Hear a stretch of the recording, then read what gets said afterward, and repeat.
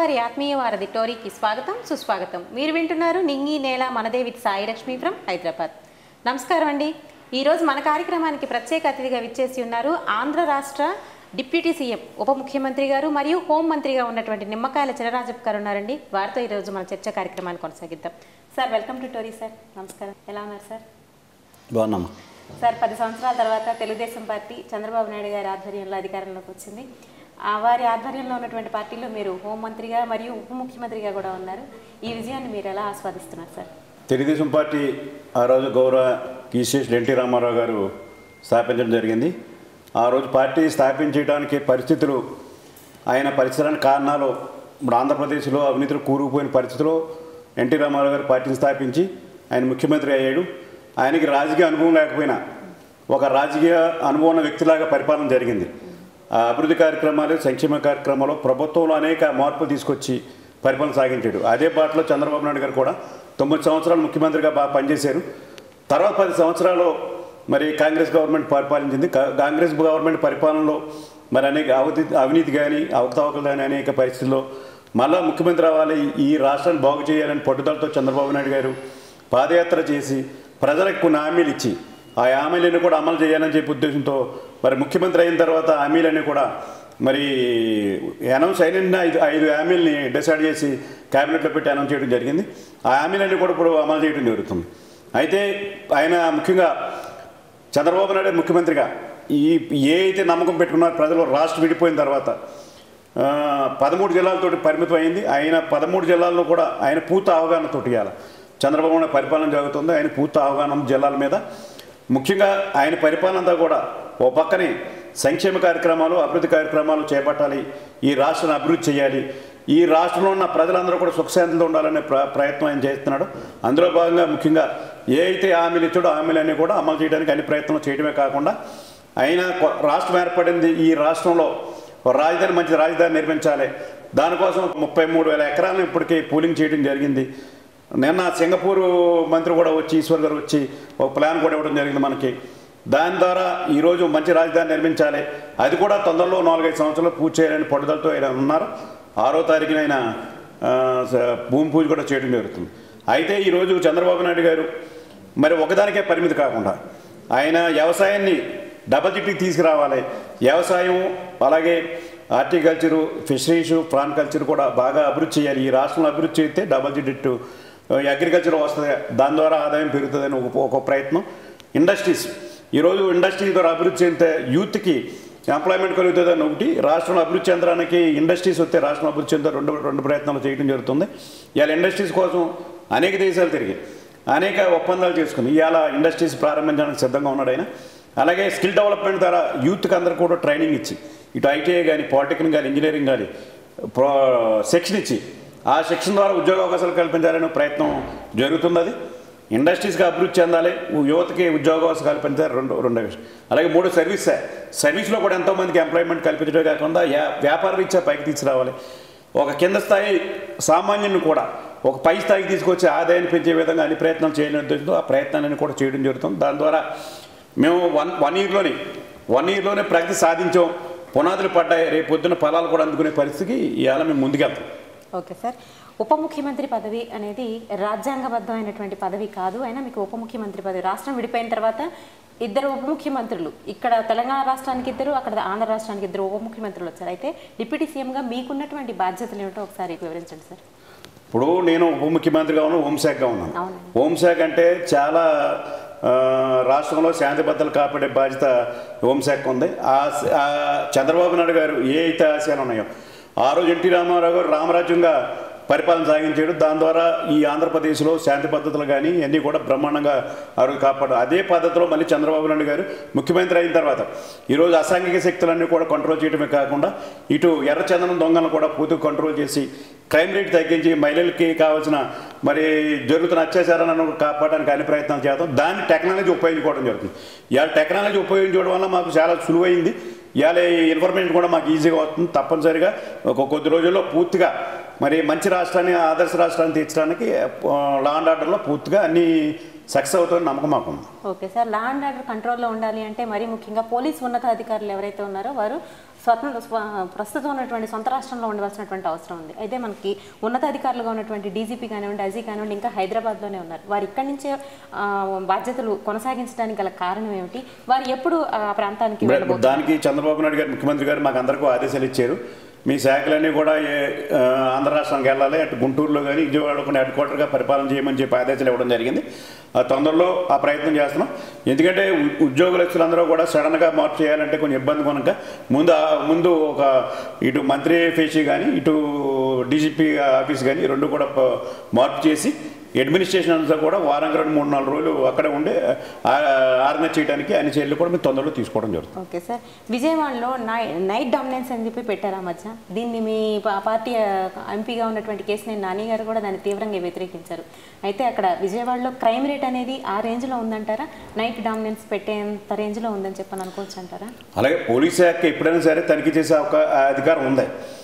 దాన్ని మనం పూర్తి స్థాయిలో కాకుండా అనుమానం వచ్చినప్పుడు మనం తనిఖీ చేసి చేయవలసిన బాధ్యత. ఎందుకంటే ఇప్పుడు ఈ పరిస్థితిలో ఈ దొంగతనాలు బాగా ఎక్కువ జరుగుతున్నాయి. నైటు ఎవరైతే ఇల్లు లేరో వాళ్ళందరూ కూడా తలుపులు బదులు కొట్టి దొంగతనాలు కంట్రోల్ చేయడం కోసం సిపి గారు మంచి నిర్ణయం తీసుకోవడం జరిగింది. అంటే దాన్ని ఆపరేషన్ డామినేట్ అని అది కాకుండా దాన్ని సడన్ విజిట్ తోటి అధికారులు ఉపయోగించి ఎప్పటికప్పుడు తనిఖీ చేసి తీసుకుంటే బాగుంటుంది.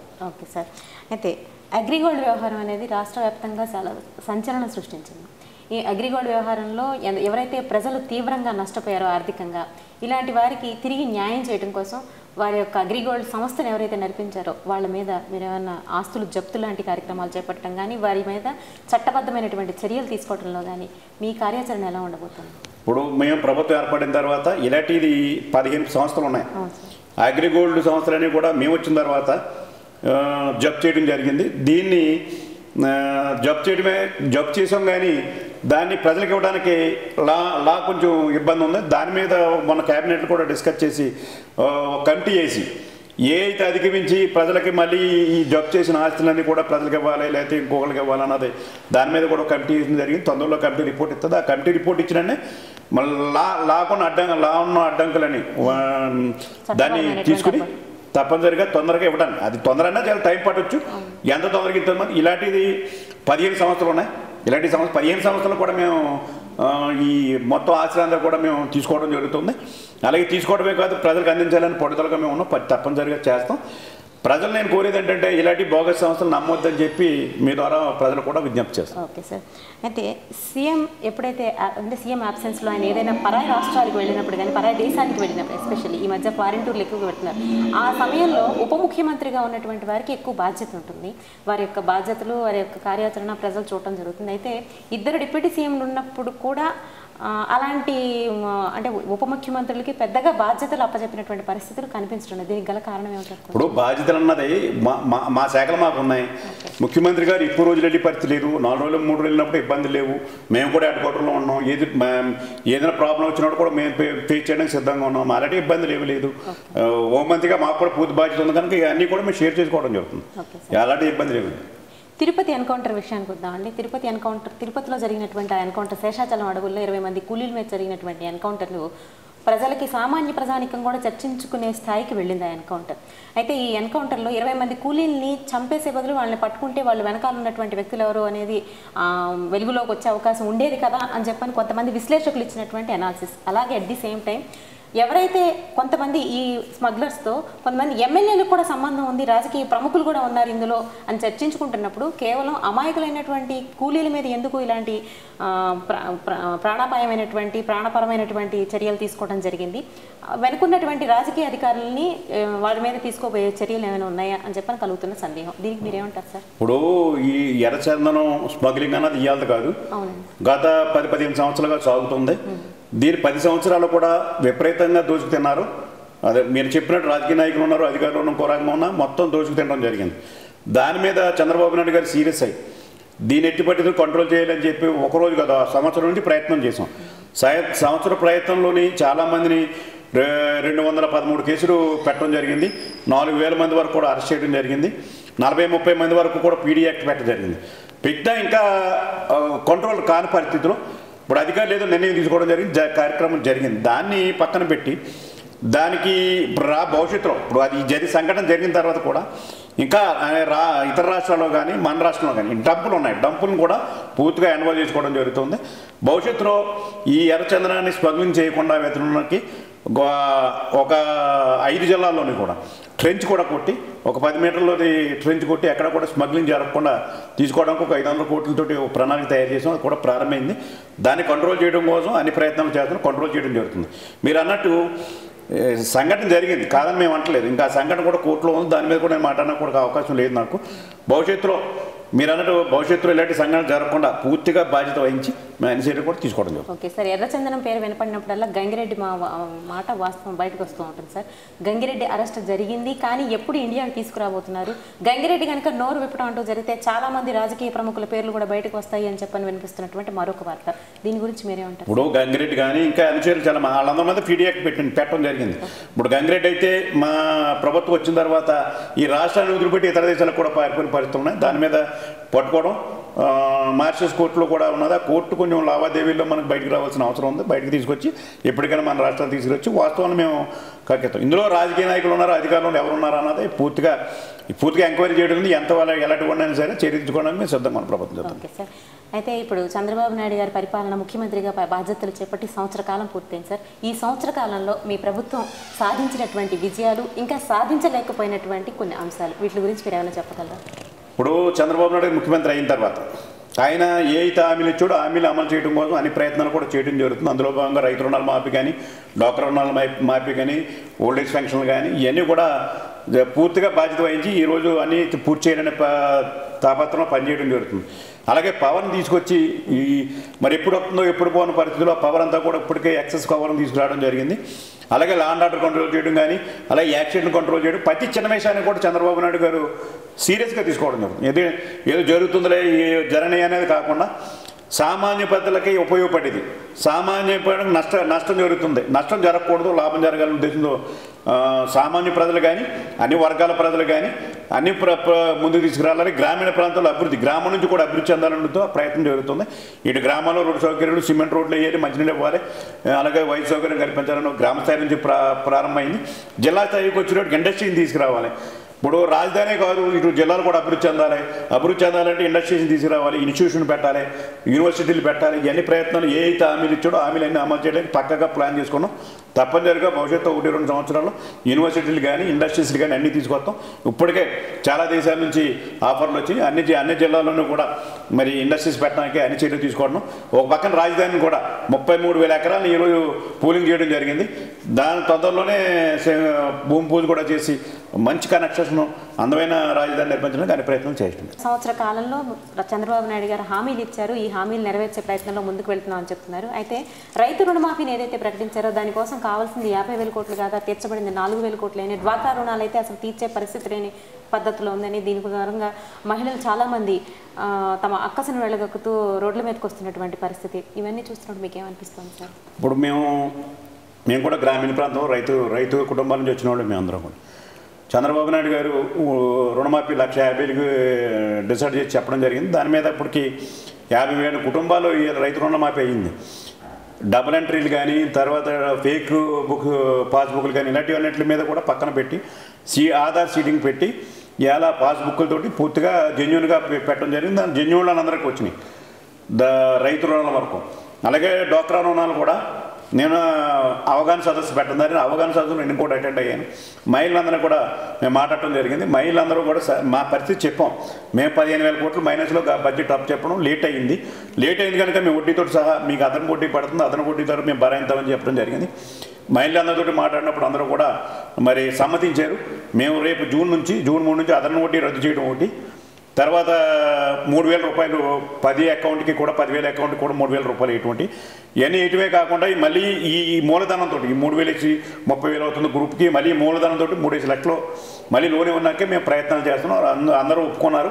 మహిళలందరూ కూడా మొన్న జరిగిన అవగాహన సదస్సులు అందరూ కూడా యాక్సెప్ట్ చేశారు. ఆ కార్యక్రమం చేయమని వాళ్ళు కోరింది ఏంటంటే మాకు రుణాలు ఇప్పించండి అని చెప్పారు. తప్పనిసరిగా ప్రభుత్వం ఆ రుణాలు అందరికీ ఇప్పించి మళ్ళీ మహిళలందరూ కూడా ఈ సంఘాలన్నీ దారిలో పెట్టి మళ్ళీ ఇంకా వ్యాపారం చేసుకునే విధంగా, కొత్త వ్యాపారం చేసుకునే విధంగా ట్రైనింగ్ ఇచ్చి మా మహిళలందరూ కూడా ప్రోత్సహించి మహిళలందరూ పైకి తీసుకురావడానికి అనే ప్రయత్నాలు ప్రభుత్వం చేస్తుంది. సార్, చంద్రబాబు నాయుడు గారు అధికారం చేపట్టే నాటికి రాష్ట్రం విడిపోయి రాజధాని లేని రాష్ట్రంగా, రెవెన్యూ లోటుతో ప్రారంభమైనటువంటి రాష్ట్రంగా ఉన్న ఆ పరిస్థితుల్లో కొంచెం సాధ్యం కానిటువంటి హామీల్ని ఆయన నెత్తి మీదకి పెట్టుకున్నారేమో అనిపిస్తుంది. అట్ ది సేమ్ టైం ఏదైతే మీరు రైతు రుణమాఫీలు అంటున్నారో, ఇంకా చెప్పుకుంటూ పోతే ప్రజలకి 43% ఫిట్మెంట్ కానివ్వండి, ఇప్పుడు ఆర్టీసీ వాళ్ళకి ఇచ్చినటువంటి ఫిట్మెంట్ కానివ్వండి, ఇవన్నీ కలుపుకుంటున్నప్పుడు ఆర్థికపరమైనటువంటి భారం ప్రజల మీద పడుతుంది కదా. అంటే ప్రభుత్వాలు తీరుస్తున్నాయంటే ప్రజల సొమ్మే, అది ప్రభుత్వాల సొంత సొమ్ము కాదు ఇది. అలాంటప్పుడు రాబోయే ప్రభుత్వాల మీద కూడా ఈ భారం పడేటువంటి ప్రమాదం కూడా పొంచి ఉంది. చంద్రబాబు నాయుడు గారు ఈ మధ్య విజన్ 2050 అని చెప్తూ వెళ్తున్నప్పుడు విజన్ 2050 చేరువు కావాలి అంటే ఇలాంటి, అంటే ఆయనకి ఆ పాలసీకి విరుద్ధం ఉచిత హామీలు అనేవి, ఇలాంటి హామీలతో ప్రభుత్వం ఏ రకంగా ముందుకు వెళ్ళగలదు, ఏ రకంగా గట్టెక్కగలదని చెప్పి అనుకుంటున్నాను. ప్రభుత్వం బాధ్యత ఓ పక్కన సంక్షేమ కార్యక్రమాలు చేయాలి, అభివృద్ధి కార్యక్రమాలు చేయాలి, ప్రభుత్వం బాధ్యత. ఆయన రైతు రుణాల మాఫీ కానీ డోక్రా రుణాల మాఫీ చేస్తానన్నప్పటికీ ఉమ్మడి రాష్ట్రం ఉంది. ఉమ్మడి రాష్ట్రంలో అనౌన్స్ చేయడం జరిగింది. రాష్ట్రం విడిపోయింది, 16,000 కోట్లు మైనస్లు ఇచ్చాడు. అయినా ఆయనకి 16,000 కోట్లు మైనస్ ఇచ్చినా నేను ఆర్గనైజ్ చేయగలను, వీళ్ళకి అందరికీ కూడా తీర్చగలని నమ్మకంతో ఇవాళ ప్రయాణించాడు. రైతు రుణాల మాఫీకి శ్రీకారం చుట్టాం, డోక్రా రుణాలకు శ్రీకారం చుట్టాం, ఫిట్మెంట్ కూడా ఇచ్చాం. మాకు ఆదాయాన్ని పెంచుకోవాలి, ఆదాయాన్ని పెంచాలంటే ఇండస్ట్రీస్ పెరగాలి, అగ్రికల్చర్ గ్రోత్ పెరగాలి, ఇండస్ట్రీస్ పెరగాలి, సర్వీస్ సెక్టర్ పెరగాలి, దీని ద్వారా ఆదాయం రావాలి. ఆదాయం ద్వారా ఇవన్నీ కూడా మనం అధిగమించాలనే ప్రయత్నం మేము ఉన్నాం. తప్పనిసరిగా అమోనోదయం చంద్రబాబు నాయుడు గారికి ఉంది. ఈ ప్రభుత్వం ఖచ్చితంగా ఇవన్నీ కూడా అధిగమించి రాష్ట్రాన్ని అభివృద్ధి చేయడానికి అన్ని చర్యలు కూడా ప్రభుత్వం తీసుకుంటుంది.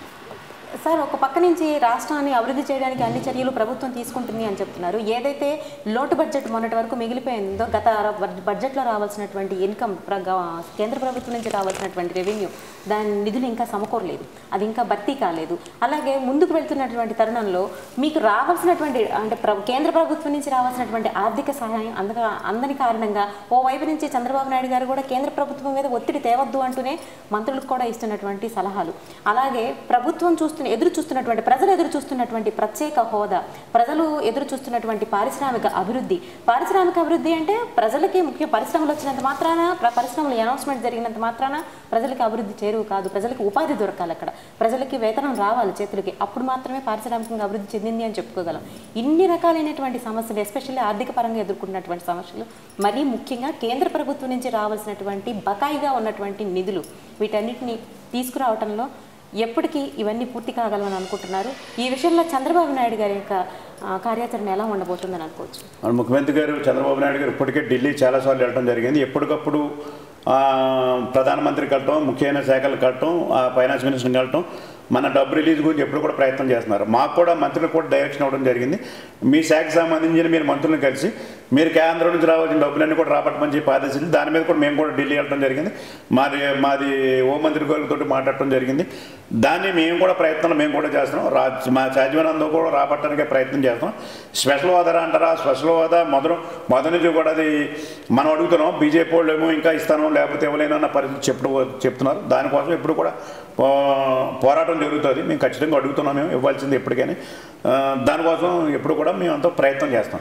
అయితే ఇండస్ట్రీస్ వచ్చేటప్పటికి ఇవాళ మీ ఇండస్ట్రీస్ ఇతర దేశాలు కానీ లోకల్లో కానీ మన రాష్ట్రానికి సంబంధించి కానీ ఇతర రాష్ట్రాలకు కానీ పెద్ద పెద్ద కంపెనీలు వస్తాయి. ఇండస్ట్రీస్ స్థాపించడమే కాకుండా యూత్ కూడా ఎంప్లాయ్మెంట్ కల్పించాలనే ఉద్దేశంతో స్కిల్ డెవలప్మెంట్ కార్పొరేషన్ కూడా ఏర్పాటు చేసి శిక్షణ ఇచ్చి వీళ్ళందరికీ ఉద్యోగాలు కల్పించి ఆ ప్రయత్నం చేయాలి. ఓ పక్కన ఇండస్ట్రీస్ని అభివృద్ధి చేస్తే ఆర్థిక పరిస్థితులు మెరుగవుతాయి, ఓ పక్కన ఉపాధి కలుగుతుందనే ఉద్దేశంతో ఆ ప్రయత్నంలో కూడా మేము ఉన్నాం.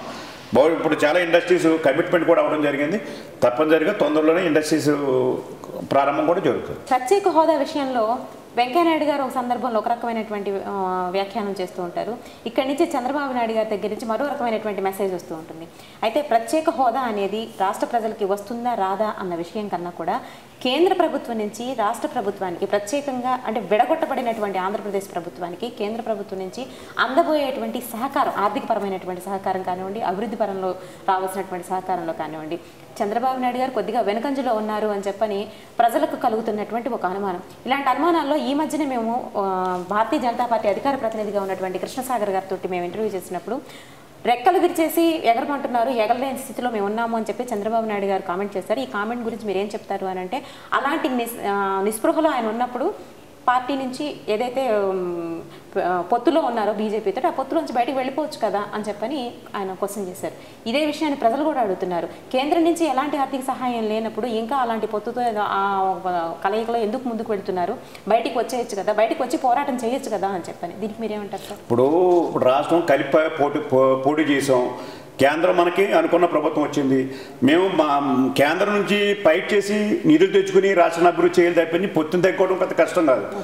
మనం చంద్రబాబు నాయుడు ఉద్దేశం ఏంటంటే ఫైట్ చేద్దారే, శాఖల మంత్రులు యాక్ట్ చేస్తారా, నేను కూడా ఫైట్ చేస్తాను, కావాల్సిన నిధులు తెచ్చుకుందారే, కేంద్రాన్ని ఎప్పుడు కూడా కేంద్ర సాయం చేయండి, రాష్ట్రం అభివృద్ధి చెందదు, ఆ ప్రయత్నంలో మేము ఉన్నాం. తప్పనిసరిగా మేము కేంద్రాన్ని ఒత్తిడి చేస్తాం, ఒత్తిడి చేసి నిధులు తెచ్చుకుంటాం, రాష్ట్రాన్ని అభివృద్ధి చేసిన నమ్మకం మాకు ఉంది. ఇప్పుడు అనేక కామెంట్లు చేయొచ్చు, కామెంట్లు చేసినంత మాత్రం మేము ఇరిటేట్ అవ్వడానికి అవకాశం లేదు. ఖచ్చితంగా కేంద్రం సహకారం మాకు అవసరం, కేంద్రం మేము ఖచ్చితంగా ఫ్రెష్ చేస్తాం, చేసి గట్టిగా మేము నిలదీసి మా నిధులు కావాల్సి తెచ్చుకోవడానికి ప్రయత్నం చేస్తాం. ఓకే సార్, ఈ మధ్య విదేశీ యాత్రల విషయానికి వస్తే లోకేష్ వర్సెస్ కేటీఆర్, అక్కడ కేటీఆర్ వెళ్ళారు విదేశాలకి, ఇక్కడ లోకేష్ గారు కూడా వెళ్ళారు. విదేశాల నుంచి పెట్టుబడుల కోసం, పెట్టుబడులను తీసుకురావడం కోసం వెళ్ళే ఇద్దరి యాత్రలు సాగుతున్నాయని చెప్తున్న తరుణంలో లోకేష్ గారు ఏ మేరకు పెట్టుబడులను తీసుకురాగలిగారో మీ దగ్గర ఏమైనా ఇన్ఫర్మేషన్ ఉందా ప్రజలకి? ఇప్పుడు చంద్రబాబు నాయుడు గారు అయితే మా ముఖ్యమంత్రిగా చంద్రబాబు నాయుడు గారు వెళ్ళారు, చంద్రబాబు నాయుడు గారు చైనా వెళ్ళారు, సింగపూర్ వెళ్ళారు, జపాన్ వెళ్ళారు. ఆయన పూర్తిగా ఏమేమి తెచ్చాడు, ఏమేమి వస్తాయని కూడా అగ్రిమెంట్లు కూడా అయినాయి, దాని ఉన్నది. లోకేష్ గారు వెళ్ళారు, లోకేష్ గారు ఎవరొకరు మోటివేట్ చేయాలి, మోటివేట్ చేయవలసిన అవసరం కానీ లోకేష్ గారు మోటివేట్ చేయడానికి వెళ్ళారు. అది అఫీషియల్గా చంద్రబాబు నాయుడు గారు అఫీషియల్ చేసి ఇండస్ట్రీస్ని మళ్ళీ అగ్రిమెంట్ అవ్వడానికి అన్ని చర్యలు తీసుకోవడం లేదు. లోకేష్ గారు ప్రస్తావన వచ్చినప్పుడల్లా ప్రధానంగా పార్టీలో వినిపిస్తున్న మాట మంత్రులకి లోకేష్ గారు ర్యాంకింగ్స్ ఇస్తున్నారు అని చెప్పని. హోమ్ మినిస్టర్ గారికి ఏ ర్యాంకింగ్లో ఇప్పుడు నేను సామాజిక కార్యకర్తను వచ్చినాను, పార్టీలో 22 సంవత్సరాలు జిల్లా పార్టీగా పనిచేశాను. నాకు ఏ ర్యాంక్ వచ్చింది, నాకేంటన్నది నేను ఎప్పుడూ ఆలోచించను. నేను నా శాఖని సక్రమం నడిపించడానికి లేదా, నేను ప్రజల సేవ చేస్తున్నాను లేదా, నా ప్రయత్నంలో నేను ఉంటాను. నాకైతే నమ్మకం ఉంది, నేను బాగా పనిచేస్తున్న నమ్మకం ఉంది. నా శాఖకు సంబంధించి కానీ నా పనితీరు కానీ నేను మెరుగని నేను అనుకుంటున్నాను. ఓకే సార్, అయితే నెల్లూరు జిల్లాలో అంటే మీరు లా అండ్ ఆర్డర్ కంట్రోల్ గురించి మాట్లాడినప్పుడు చాలా వరకు అక్కడ రాజకీయ ఒత్తిళ్ళకి కొద్దిగా అక్కడ ఉన్నటువంటి అధికారులు ఇబ్బంది పడుతున్నారు అన్నటువంటి వార్తలు ప్రధానంగా వస్తూ ఉన్నాయి సార్. ఇది మీ దృష్టికి వచ్చే ఉంటుంది. అక్కడ ఉన్నటువంటి ఎస్పీ కానివ్వండి, అక్కడ ఉన్నటువంటి మున్సిపల్ కమిషనర్తో సహా ఐఏఎస్ ఆఫీసర్స్ కానీ, అక్కడ ఉన్నటువంటి ఎమ్మెల్యేలకి, అక్కడ ఉన్నటువంటి పొలిటీషియన్స్కి నచ్చితేనే వాళ్ళు కొనసాగవలసి వస్తుంది, వాళ్ళకి నచ్చిన విధంగా వీళ్ళ పనితీరు ఉంటేనే, లేకపోతే ఆ పరిస్థితి వేరే కనిపించట్లేదు అని చెప్పని వస్తున్నటువంటి విమర్శ ప్రధానంగా. ఈ విషయంలో హోంశాఖ మంత్రి మా ముఖ్యమంత్రి గారు అయితే పారదర్శక పరిపాలన జరగాలి, న్యాయం చేయాలనే ప్రయత్నంలో మేము ఉన్నాం. అధికారులు వాళ్ళ ప్రయత్నం న్యాయమైన పద్ధతిలో పోమని చెప్తాం తప్పించి ఎవరికి ఇళ్ళ వద్దని కూడా మా ముఖ్యమంత్రి గారు ఆదేశాలు ఇవ్వడం జరిగింది. దాని మీద పరిపాలన బాగానే జరుగుతుంది. 1-2 జరిగినప్పుడు మా దేశం దృష్టికి దాని మీద కూడా చర్యలు తీసుకోవడం జరుగుతుంది. ఓకే సార్, ప్రస్తుతం మీరు చెప్తున్నారు రాబోయే రోజుల్లో బృహత్తరమైనటువంటి రాజధాని నిర్మాణం చేపట్టబోతున్నామని, రాజధాని కోసం చాలా పెద్ద ఎత్తున కార్యాచరణ ఉండబోతోంది అని చెప్పని. అయితే రాబోయే తరాలకి మీరు అందించేటువంటి ఫలాలు ఇవన్నీ కూడా ఈ రోజున ఒక తరం నష్టపోతుంది. ఈ ప్రస్తుతం ఉన్నటువంటి తరానికి మీ ప్రభుత్వం ఇవ్వబోతున్నటువంటి ఫలాలు ఏ రకంగా ఉన్నాయి సార్? ఇప్పుడు రాజధాని ఇడిపోయిన తర్వాత కొంతకాలం మనం ఇబ్బంది పడవలసిన అవసరం ఉంది. మనం రాజధాని ఇడిపోవాలని కోరుకోవాలి, మనం ఉమ్మడి రాష్ట్రంలో ఉన్నామని కోరుకున్నాం. దురదృష్టవశాత్తు ఇడిపోయిన పరిస్థితుల్లో దాన్ని ఇడిపోయామని చెప్పి బాధపడేదానికంట దాన్ని మనం రాష్ట్రాన్ని అభివృద్ధి చేసుకోవాలనే ప్రయత్నంలో మేము ఉన్నాం. చంద్రబాబు అదే దృష్టిలో ఉన్నాడు. 1-2 సంవత్సరాలు ఇబ్బంది పడవచ్చు కానీ మంచి ఫలితాలు వస్తాయి. ఈ హైదరాబాద్ మించి కొత్త రాజధాని ఉంటుందని చెప్పి నమ్మకం మాకు ఉంది. ఓకే సార్, మీరు ఇందాక చెప్పేటప్పుడు ఉచిత కొన్ని సంక్షేమ పథకాలను ప్రవేశపెట్టారు అని చెప్పినప్పుడు విద్యుత్ 24 అవర్స్ విద్యుత్ ఇస్తున్నామని చెప్పారు, ఇలాంటివి కొన్ని సంక్షేమ పథకాల గురించి చెప్పారు. అయితే అట్ ది సేమ్ టైం ప్రజలు విద్యుత్ ఇస్తున్నట్టే ఇస్తున్నారు, అక్కడ ప్రజలకి విద్యుత్ ఛార్జీలు పెంచడం జరుగుతుంది, వాటర్ సప్లై ఉంటుంది, దాని మీద విపరీతమైన ఛార్జీలు పెంచడం జరుగుతుంది. అలాగే ఈ మధ్య జరిగినటువంటి విషయంలో తెలంగాణ ప్రభుత్వం నుంచి రాష్ట్ర ప్రభుత్వానికి, ఆంధ్రప్రదేశ్ ప్రభుత్వానికి, ఆంధ్ర రాష్ట్ర ప్రభుత్వం నుంచి తెలంగాణ ప్రభుత్వానికి వాహనాలు వచ్చిన రెండింటి మీద ట్యాక్సులు విధించడం జరుగుతుంది. ఈ కారణంగా మళ్ళీ ప్రజలకే భారం పడిపోతుంది. ఆ రకమైనటువంటి అక్కడ ఉన్న సరుకుల రేట్లు పెరిగిపోయినా, నిత్యావసరాల వస్తువుల ధరలు పెరిగిపోయినా. ఈ రకంగా ఇప్పుడు చూసుకుంటే సామాన్య ప్రజానికానికి రాష్ట్రం విడిపోయిన తర్వాత ప్రజలకి న్యాయం జరుగుతుందా అంటే ప్రజలకు మోయలేనటువంటి ఆర్థిక భారం మళ్ళీ వాళ్ళ మీద పడుతుంది. దీనికి చంద్రబాబు నాయుడు గారు ఏ రకమైనటువంటి అభివృద్ధిని భవిష్యత్తులో అందించబోతున్నారని చెప్పాను. మేము ట్యాక్సులు పెంచాలన్నది ఇప్పుడు కూడా మా ఉద్దేశం కాదు. మరి పరిస్థితులను బట్టి మనకి అక్కడ పరిస్థితులను బట్టి కొద్ది పెంచితే పెంచవచ్చు, పెంచే అవకాశాలు ఉన్నాయి, పెంచుతున్నారు దాన్ని బట్టి. కానీ ప్రజలు కూడా అర్థం చేసుకోవాల్సిన అవసరం ఉంది. ఎందుకంటే మన బడ్జెట్ పరిస్థితి అందరికీ తెలుసు. ఈ రాష్ట్ర అభివృద్ధి చెందడం కొంచెం ఇబ్బంది ఇప్పుడు పడినా భవిష్యత్తులో మంచి ఫలితాలు వస్తాయన్నది నమ్మకం ప్రజల్లో కలిగించే విధంగా అన్ని చర్యలు కూడా తీసుకున్నాం. ఖచ్చితంగా 1 సంవత్సరం 2 సంవత్సరాలు ఇబ్బంది పడవచ్చు, కానీ భవిష్యత్తులో మంచి ఫలితాలు వస్తాయి. కాలర్ లైన్లోకి వచ్చారు సార్. వెల్కమ్ టు టోరీ అండి. ఎవరు మాట్లాడుతున్నారు? నమస్తే మేడం, కర్నూలు జిల్లా సత్యనారాయణ మాట్లాడుతున్నాను. నమస్కారం అండి సత్యనారాయణ గారు, సార్తో మాట్లాడండి. నమస్కారం అండి. నమస్కారం అండి. ఇప్పుడు రాష్ట్ర విభజన జరిగిపోయింది, అభివృద్ధి అన్ని ప్రాంతాలకు అంటున్నారు. మన ఈ మధ్యకాలంలో కేసీఆర్ మాట్లాడుతూ అభివృద్ధి అంతా ఆ ప్రాంతం ఉంది కానీ కర్నూలులో ఏం జరగట్లేదని చెప్పేసి నేరుగా ముఖ్యమంత్రి మీదనే విమర్శ చేశారు. ఇప్పుడు తమ్ముడు, కర్నూలులో ఏమి ఇచ్చామో రికార్డెడ్గా అన్ని జిల్లాలకి సమానంగా ఇవ్వాలని చెప్పి అన్ని ఇండస్ట్రీస్ ఇవ్వాలి. కర్నూలులో మంచి భూమి ఉంది, 30,000 ఎకరాల వరకు ఎక్వైర్ చేయడం జరిగింది. మంచి ఇండస్ట్రీస్ పెట్టాలనే ఉద్దేశంలో ఉన్నాం, మంచి యూనివర్సిటీ కూడా తేవాలనే ఉద్దేశంలో ప్రభుత్వం ఆల్రెడీ ఏం చేయాలన్నది కే కృష్ణమూర్తి గారికి కూడా తెలుసు. తప్పనిసరిగా చంద్రబాబు నాయుడు గారు 1 జిల్లా 2 జిల్లాలు కాదు, అన్ని జిల్లాలు కూడా సమానంగా చూసి రాజధాని అభివృద్ధి చేస్తాం, దానికి తగ్గట్టుగానే జిల్లాలు కూడా అభివృద్ధి చేయాలనే ప్రయత్నం ఉన్నాడు. Okay sir. రాయలసీమ విషయానికి వచ్చినప్పుడు ఈ మధ్యకాలంలో ఎంఆర్ఓ ఆఫీస్లో జరిగినటువంటి హత్యను మొదలుకొని అంతకుముందు జరుగుతున్నటువంటి, అంటే గత 4 ఏళ్లుగా నిద్రిస్తున్నటువంటి ఫ్యాక్షనిజం మళ్ళీ తిరిగి పడగ విప్పుకుంటోంది. రాయలసీమలో ఫ్యాక్షనిజం పడగ విప్పుకోవడం అని అంటే శాంతి భద్రతలు అనేవి కొంచెం కట్టుతప్పుతున్నాయి అనేటువంటి భావన కూడా కలుగుతుంది. దీని గురించి మీ ప్రభుత్వం ఇచ్చేటువంటి సమాధానం? ఇప్పుడు రాయలసీమలో ఫ్యాక్షనిజం తెలుగుదేశం పార్టీ వచ్చి ఈ సంవత్సరంలో పూర్తిగా కంట్రోల్ చేయడం జరిగింది. ఫ్యాక్షనిజం కంట్రోల్ చేసాం. కానీ ఇటు నేను మొన్న జరిగిన సంఘటన చూస్తే అది పాత కక్షలది. అంతకుముందు ఎవరైతే చనిపోయిన వాళ్ళని ముందు 2-3 చెప్పిన వ్యక్తి అతను దానిలో వచ్చి రావడం జరిగింది. ఇప్పుడు మేము కర్నూలు జిల్లా నేను వెళ్ళడం జరిగింది. కర్నూలు జిల్లాలో 71 గ్రామాలు ఫ్యాక్షన్ గ్రామాలు ఉన్నాయి. అందులో కట్రాలన్న గ్రామం మీకు తెలుసు. అది దాన్ని మా ఎస్పీ గారు దత్తత తీసుకుని అక్కడ అభివృద్ధి చేసి వాళ్ళందరినీ కూడా మార్పు తీసుకురావాలనే ప్రయత్నం చేయడం జరుగుతుంది. అలాగే అన్ని గ్రామాల్లో కూడా ఎస్ఐలు కానీ డిఎస్పీలు కానీ ఈ ఏది ఫ్యాక్షన్ గ్రామాలు ఉన్నాయో అందులో మార్పు తీసుకొచ్చి సామాజికంగా ఆర్థికంగా పెంచాలి, వీళ్ళకు వృత్తి కల్పించాలనే కార్యక్రమం తీసుకోవడం జరిగింది. ఆ కార్యక్రమం కర్నూలులో స్టార్ట్ అయింది. ఇటు కడప కానీ అనంతపురంలో కూడా ఇది స్టార్ట్ చేసి ఒక ఉద్యమంగా తీసుకెళ్ళి దాని అందరూ రూపుమాత్రం కానీ ప్రయత్నం చేస్తాం. కానీ పాత కక్షలు మాత్రం అక్కడక్కడ జరుగుతుంది. దాన్ని కంట్రోల్ చేయడానికి కూడా ఆయన చేయడం కూడా తీసుకోవడం జరుగుతుంది. ఓకే సార్, ఇక్కడ మళ్ళీ ఇంకొకసారి మీ శాఖకు సంబంధించినటువంటి అంశమే ఇమిడి ఉందండి. ఈ రాయలసీమలో ఎంఆర్ఓ ఆఫీస్లో జరిగినటువంటి హత్యోదంతంలో ఒక ఎస్ఐ యొక్క నేమ్ ప్లేట్ అక్కడ దొరకడం జరిగింది. దీని మీద మీరు తీసుకున్నటువంటి చర్యలు ఏమైనా ఉన్నాయా సార్? ఇప్పుడు అక్కడ జరిగిన సంఘటన ఎంఆర్ ఆఫీసులో జరిగింది. ఆ ఎస్ఐఏ ముద్దాయిలు పట్టుకోవడం జరిగింది. జరిగి అక్కడ పరిస్థితుల్లో కూడా ఆ జరిగిన సంఘటనలో కూడా అక్కడ ఎస్ఐల డిపార్ట్మెంట్ కూడా మార్పు చేసాము. ఎందుకంటే అక్కడ సంఘటన పాత కక్షల సంఘటన జరిగింది. ఎస్ఐ కూడా దగ్గర ఉన్నాడు, కానీ సంఘటన జరిగినట్టు ఇమీడియట్గా అతనే పట్టుకున్నాడు. పట్టుకుని మొత్తం ఇన్ఫర్మేషన్ అంతా బయటకు తీసాడు. ఆయన అక్కడ పరిస్థితులను బట్టి ఎస్ఐని కూడా ట్రాన్స్ఫర్ చేయడం. ఓకే సార్, ఈ మధ్యకాలంలో తెలంగాణలో జరిగినటువంటి బహిరంగ సభల్లో చంద్రబాబు నాయుడు గారు ప్రత్యేకించి ఒక మాట చెప్పడం జరిగింది. నేను చెప్పిన మీదటే రాష్ట్రాన్ని విడగొట్టడం జరిగింది, నేను లేఖ ఇచ్చిన అనంతరమే రాష్ట్రాన్ని విభజించారు, తెలంగాణ రాష్ట్రం ఏర్పాటైంది అని చెప్పని. 2 రాష్ట్రాలుగా తెలుగు జాతి 2 రాష్ట్రాలుగా విభజించబడిన తర్వాత జరిగింది ఏమిటి అని అంటే 2 ఉప ముఖ్యమంత్రులు వచ్చారు. అంటే 2 రాష్ట్రాలకి కలిపి 4 ఉప ముఖ్యమంత్రులు, 2 ముఖ్యమంత్రులు వచ్చారు. ఈ రకంగా చూసుకున్నప్పుడు ప్రజలకు జరుగుతోంది ఏమిటి అని అంటే 2 రాష్ట్రాల్లోనూ 2 సార్లు ఎంసెట్లు రాసుకోవాల్సినటువంటి పరిస్థితి విద్యార్థులకి. సామాన్య ప్రజానికం చూస్తుంటే వాళ్ళు వేసేటువంటి రవాణా పన్నులతోటి, రవాణా ట్యాక్సులతోటి ఇద్దరికి మోయలేనటువంటి ఆర్థిక భారాన్ని మోసుకోవాల్సినటువంటి పరిస్థితి. వీటిలన్నింటినీ అధిగమించుకుంటూ ముందుకు వెళ్ళేటువంటి పరిస్థితుల్లో చంద్రబాబు నాయుడు గారు ఆర్థికపరమైనటువంటి భారాన్ని మరింతగా నెత్తికెత్తుకోవడం కూడా జరిగింది. వీటిలన్నింటినీ చూస్తున్నప్పుడు మీకేమనిపిస్తుంది సార్? ఇప్పుడు రాష్ట్రం విడిపోయిన తర్వాత ఈ సమస్యలనే తప్పవు. ఈ రాష్ట్రం కొత్త రాష్ట్రం ఏర్పడినాయి. రాష్ట్రంలో కొత్త రాష్ట్రం ఏర్పడిన తర్వాత ఇవన్నీ కూడా మోయవలసిన బాధ్యత ఉంది. దానికి అధిగమించవలసిన బాధ్యత, ఆదాయాన్ని పెంచుకోవాల్సిన బాధ్యత ఉంది. ఆదాయాన్ని పెంచడానికి అన్ని ప్రయత్నం చేస్తాం, ఆదాయం పెడతాం, కేంద్రం నుంచి నిధులు తెస్తాం.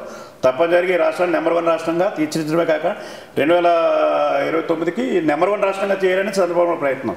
ఆ ప్రయత్నం తప్పనిసరిగా సఫలీకృతం అవుతుందని చెప్పి నమ్మకం మాకు ఉంది. ఓకే సార్, ఎందుకంటే ఏదైతే రైతు రుణమాఫీ మీద కోటాయి కమిటీని వేయడం జరిగిందో, కోటాయి కమిటీ కూడా 80,000 వరకు రైతు రుణమాఫీ చేయమని చెప్తే చంద్రబాబు నాయుడు గారు 1,50,000 వరకు వేయడం జరిగింది. 1,50,000 భారం అనేది అది సంపన్న రాష్ట్రం అయితే కొంతవరకు ఈజీగా తీసుకోవచ్చు. కానీ ఇక్కడ ఉన్నటువంటి లోటు బడ్జెట్తో ప్రారంభమైనటువంటి ఆంధ్ర రాష్ట్రానికి చంద్రబాబు నాయుడు గారు లాంటి విజన్ ఉన్నటువంటి నాయకుడికి ఈ ఉచిత పథకాలతో వెళ్తున్నటువంటి ఆ ప్రయాణం అనేది కొంతగా అంతగా సుభిక్షాన్ని ఇవ్వదేమో అని చెప్పని అనిపిస్తుంది. ఇప్పుడు కోనసీమ ప్రాంతంలో క్రాప్ వ్యాల్డ్ వచ్చింది. క్రాప్ వ్యాల్డ్ వచ్చినప్పుడు రైతులను ఆదుకుంటానని చెప్పి చంద్రబాబు గారు చెప్పారు. ఇవాళ రైతులందరూ కూడా వ్యవసాయాన్ని వదిలిపెట్టి మానేసి వ్యవసాయాన్ని బయటకు వచ్చే పరిస్థితులకు వచ్చారు. దాన్ని మళ్ళీ ఎంకరేజ్ చేయాలి, వ్యవసాయాన్ని ముందుకు తీసుకెళ్లాలనే ప్రయత్నంలో మేము ఉన్నాం. ఎంత ఆర్థిక పరమైనా మోసే తప్పదు, మోయవలసిన అవసరం ఉంది. దాని తగ్గట్టుగా ఆదాయం పెంచుకోవాల్సిన అవసరం ఉంది. అలాగే వ్యవసాయానికి సంబంధించి గ్రోత్ కూడా పెంచవలసిన అవసరం ఉంది. ఆ గ్రోత్ కోసం వ్యవసాయాన్ని, హార్టికల్చర్ని, ఇటు ఫిషరీస్ని, ప్రాన్ కల్చర్ కూడా వేసి మొన్న ఫిషరీస్ పాలసీ కూడా పాలసీ పెట్టి దీన్ని పెంచాలి, దీన్ని తీసుకొచ్చి ఆదాయాన్ని పెంచాలనే ప్రయత్నం మేము హార్టికల్చర్ కూడా పెంచడానికి అనే ప్రయత్నం తీసుకోవడం. ఆదాయాన్ని పెంచుకునే ఉద్దేశంలో వ్యవసాయాన్ని అభివృద్ధి చేయాలి అని చెప్తున్నారు. అయితే రైతు సంవత్సరానికి 3 పంటలు పండేటువంటి భూముల్ని రాజధాని నిర్మాణం కోసం చేపట్టడం జరుగుతుంది. రైతులు కూడా కోర్టుకు వెళ్ళారు ఈ విషయం మీద. ఇప్పుడు రాజధాని నిర్మించడం అన్నదే ఇప్పుడు కొంత భూమి వరకు మేము రాజధాని తీసుకున్నాం. దానికి 4 రెట్లుగా కొత్త వ్యవసాయాన్ని సాగులో తీసుకొస్తాం. 9 ప్రాజెక్టులని ప్రైవేట్లో తీసుకుని ఆ ప్రాజెక్టులన్నీ పూర్తి చేయాలి. ప్రాజెక్టులు పూర్తి చేస్తే కొత్త వ్యవసాయం సాగులో కొత్త ప్రయత్నం మేము చేస్తాం.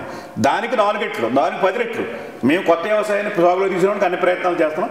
ఎందుకంటే ఆ ప్రాంతం సూటబుల్ ప్రాంతం, అన్నింటికీ సెంటర్ పాయింట్, ఒక మంచి రాజధాని, చరిత్రాత్మక రాజధాని వస్తుంది.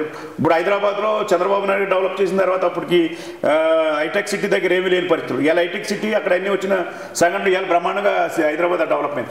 ఆ ఫలితాలు ఇప్పుడు కనపడవు. ఒక 4-5 సంవత్సరాల తర్వాత ఫలితాలు కనపడతాయి. మేము ఎంత అయితే భూమి తీసుకున్నామో దానికి 10 రెట్లు, అది 5 రెట్లు, 10 రెట్లు మేము కొత్త వ్యవసాయం తీసుకొచ్చి రైతుకి ఆహార ఉత్పత్తులు తగ్గకుండా అనే ప్రయత్నం మేము చేయకుండా. ఓకే సార్, మహానాడు జరగబోతోంది. మహానాడులో మీ ప్రభుత్వం తీసుకోబోయేటువంటి తీర్మానాలు కానివ్వండి, ఈ మహానాడులో లోకేష్ని మీరు ప్రజల ముందుకు తీసుకొచ్చే ఉద్దేశంలో ఏమైనా ఉన్నారా? అది పార్టీ చూసుకుంటుంది, పాలిట్ బ్యూరో ఉంది. పార్టీ విషయాలన్నీ కూడా పాలిట్ బ్యూరో డిస్కస్ చేస్తే పాలిట్ బ్యూరో చూసుకుంటుంది. అయినా మా ప్రభుత్వం పాలసీలు కానీ తర్వాత రేపు రాబోయే చేసే పనులు కానీ అని కూడా మహానాడులో డిస్కస్ చేయడం జరుగుతుంది. ఎప్పుడూ ఆనవాయితీ ప్రకారం అన్ని సబ్జెక్టుల మీద కూడా డిస్కస్ చేసి రేపు రాబోయే చేసే పాలసీలను కూడా అనౌన్స్ చేయడం జరుగుతుంది. లోకేష్ గారి విషయానికి వచ్చినప్పటికీ పాలిట్ బ్యూరో కానీ చంద్రబాబు నాయుడు గారు నేనేం తీసుకోవడం జరుగుతుంది. ఓకే సార్, అయితే శివాజీ మొన్న ఈ మధ్య ప్రత్యేక హోదా కోసం నిరాహార దీక్ష చేశారు. శివాజీ చేసినటువంటి నిరాహార దీక్షని తెలుగుదేశం పార్టీ తరఫున కూడా వెళ్ళి వారిని అభినందించడం కూడా జరిగింది, వారికి మద్దతు పలకడం కూడా జరిగింది. ఒకవైపు నుంచి చంద్రబాబు నాయుడు గారు కేంద్ర ప్రభుత్వం మీద ఒత్తిడి తీసుకురావాల్సిన తరుణంలో వద్దు, కొంచెం ఉపేక్షిద్దాము అని చెప్తూనే మరోవైపు నుంచి శివాజీ చేసినటువంటి నిరాహార దీక్షని మద్దతు పలకడంలో ఈ అంశాన్ని ప్రజలు ఏ రకంగా తీసుకోవాలి? శివాజీ స్పెషల్ ప్యాకేజ్ కావాలన్నారు, మేము స్పెషల్ ప్యాకేజ్ కావాలన్నా, అందులో ఏమి అనలేదు. ఇప్పుడు స్పెషల్ ప్యాకేజ్ మేము సపోర్టే కావాలని మేము అంటున్నాం, వద్దని మేము అంటలేదు. దానికోసం ఇప్పుడు వాళ్ళు ఏ ఉద్యమం చేసినా మేము అందరూ సపోర్ట్ చేస్తున్నాం, ఎగ్నిస్ట్ చేయట్లేదు. మేము కూడా స్పెషల్ ప్యాకేజ్ కావాలని మేము కూడా ఫైట్ చేస్తున్నాం. ఇతర పక్షాలు కూడా చేస్తే మంచిది చేయమని కాదని ఎవరన్నారు. ఖచ్చితంగా మనకి స్పెషల్ ప్యాకేజ్ మన రాష్ట్రానికి కావాల్సిన అవసరం ఉంది. ఓకే సార్, మరింతగా రాబోయే రోజుల్లో మీ యొక్క పరిపాలన నుంచి మీ శాఖల పరంగా ప్రజలకి మీరు అందించబోయేటువంటి సంక్షేమపరమైనటువంటి అంశాలు ఏమని చెప్పుకోతారు? ఇప్పుడు రాష్ట్రంలో శాంతి భద్రతలు కాపాడాలంటే ప్రజల కోఆపరేషన్ కూడా కావాలి. ప్రజలు యూత్ తోటి బాగా మంచి మార్గంలోకి వెళ్ళవలసిన అవసరం ఉంది. ఒక యూత్ అంతా కూడా ఒక నిర్దేశమైన మార్గంలో ప్రయాణించవలసిన అవసరం ఉంది. అలాగే ఈ ఫైనాన్స్ కంపెనీలన్నీ కూడా పుట్టగొడుగులా పెరిగి ప్రజలను మోసం చేస్తున్నాయి. ఎవరో మోసపోవద్దు.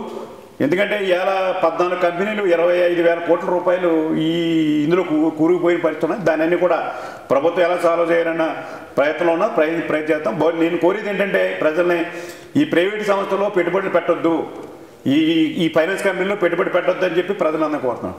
అలాగే మహిళలు కూడా మీ చైతన్యంగా పిల్లలందరూ కూడా చదివించుకుని పిల్లలందరూ కూడా ఇవాళ ఉద్యోగ అవకాశాలు లేళ్ళు కూడా బాగా అవుతున్నాయి. మీరు అందరూ పిల్లల్ని చదివించుకుని మంచి మార్గంలోకి వెళ్ళండి. ఎప్పటికప్పుడు ప్రభుత్వం ఇచ్చే సూచనలన్నీ కూడా మీరు పరిగణలోకి తీసుకోవాలని చెప్పి నేను కోరుతున్నాను. ఓకే సార్, వింటున్నారు కదండి, మన ఆంధ్రప్రదేశ్ రాష్ట్ర హోంమంత్రిగా ఉన్నటువంటి అలాగే ఉప ముఖ్యమంత్రిగా ఉన్నటువంటి నిమ్మకాయల చంద్రరాజప్ప గారితో కొనసాగించినటువంటి చర్చా కార్యక్రమం ఇది మీ అందరికీ నచ్చిందని అనుకుంటున్నాం. వింటూనే ఉండండి తెలుగువారి ఆత్మీయ వారధి టోరీ.